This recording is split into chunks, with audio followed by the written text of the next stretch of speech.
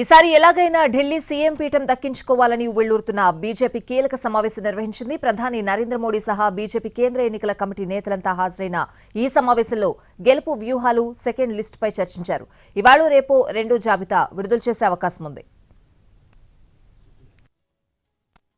Delhi assembly ఎన్నికల్లో విజయమే లక్ష్యంగా ప్రచారం హోరెత్తిస్తున్న బీజేపీ కీలక సమావేశం నిర్వహించింది. ఢిల్లీలో మొత్తం 70 అసెంబ్లీ స్థానాలుండగా 29 సీట్లలో అభ్యర్థులను ప్రకటించింది. నిన్న రాత్రి వరకు జరిగిన బీజేపీ సెంట్రల్ ఎలక్షన్ కమిటీ సమావేశంలో రెండో జాబితాపై కమలనాథులు కసరత్తు చేశారు.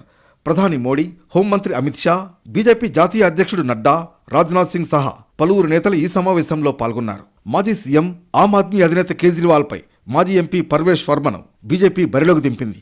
ఢిల్లీ సీఎం అతిషి పోటీలో ఉన్న కల్కాజీ నుంచి మరో మాజీ ఎంపీ రమేష్ బిదూరిని పోటీలో ఉంచింది. కొన్ని కీలక స్థానాలకు ఫస్ట్ లిస్టులోనే పేర్లు ప్రకటించిన బీజేపీ మిగతా 41 స్థానాల్లో క్యాండిడేట్లపై కసరత్తు చేస్తోంది. నిన్నటి సీఈసీ సమావేశంలో అభ్యర్థుల పేర్లను దాదాపుగా ఖరారు చేసిన బీజేపీ ఇవాళ రెండో జాబితా విడుదల చేసే అవకాశం ఉంది. లోక్సభ ఎన్నికల్లో 7 సీట్లు గెలుచుకున్న బీజేపీ ఆ ట్రెండ్ రిపీట్ చేయాలని భావిస్తోంది.